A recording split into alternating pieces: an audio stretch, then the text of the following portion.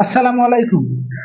দর্শক, এতদিন আমরা ডাকাতির অনেক খবর শুনতাম, তবে সেটা কোনো বাড়ি অথবা প্রতিষ্ঠান অথবা শুনতাম রাস্তায় গাড়ি আটকিয়ে ডাকাতির মতন ঘটনা ঘটেছে।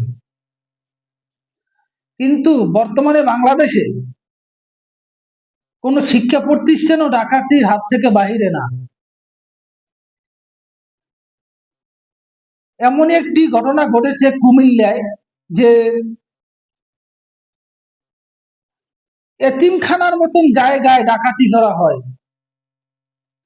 এটা বাংলাদেশের ইতিহাসে এ ধরনের ঘটনা এর আগে ঘটছে কিনা আমার জানা নাই।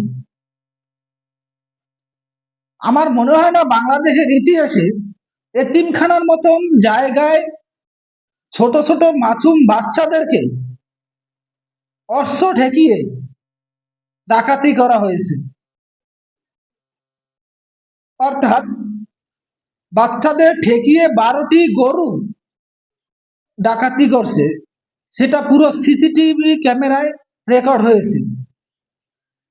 ছোট ছোট বাচ্চারা ভয়ে চিল্লাপাল্লা শুরু করেছে, এবং তারা কেন চিল্লাপাল্লা করলো এজন্যই তাদেরকে ধমক দিচ্ছে যে চিল্লাপাল্লা কে করেছে। বাংলাদেশ দিন দিন যেন বসবাসের অনুপযোগী স্থান হয়ে দাঁড়িয়েছে।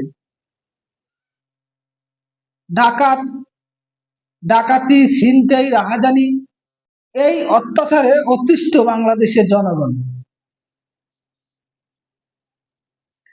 আমি মনে করি এই ধরনের ন্যাক্কারজনক ঘটনা যারা ঘটিয়েছে তাদেরকে যদি বাংলার মাটিতে দৃষ্টান্তমূলক শাস্তি না দেওয়া হয়, তাহলে বাংলাদেশের জনগণের উপরে আল্লাহ তাআলা গজব নাজিল করবে। কারণ আপনারা জানেন যে এতিম বাচ্চাদেরকে আল্লাহ তাআলা সবচেয়ে বেশি পছন্দ করেন। আজকে সেই এতিমদের উপরই অত্যাচার, সেই এতিমদেরকে অস্ত্র ঠেকিয়ে ডাকাতি করা হয়। তারা তো মানুষ না। এই ন্যাক্কারজনক ঘটনা যারা ঘটিয়েছে তাদেরকে মানুষের কাতারে রাখাই যাবে না। তারা পশুর সে তো অধম, একেবারে নিকৃষ্ট পশু।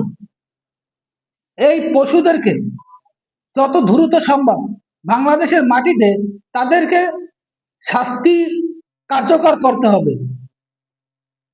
তারা যদি এই ঘটনা করার পরও তারা যদি এই ঘটনা ঘটানোর পরেও রেহাই পেয়ে যায়, তাহলে আল্লাহর গজব থেকে আমরা রেহাই পাবো না। ছোট ছোট এতিম বাচ্চা যাদের মা বাবা নাই, তাদের উপরে যারা অত্যাচার করতে পারে, তাদের জিনিস যারা লুটপাট করতে পারে, তাদের এই বাংলাদেশে বসবাস করার মতো অধিকার তাদের নাই। আমি মনে করি ওই ন্যাক্কারজনক ঘটনা যারা ঘটিয়েছে তারা এক কথা তারা মানুষ না, তারা মানুষের কাতারে পড়ে না, তারা পশুর চেয়ে অধম। অর্থাৎ তাদেরকে এই বাংলার মাটিতে জনগণের সম্মুখে তাদের বিচার করতে হবে।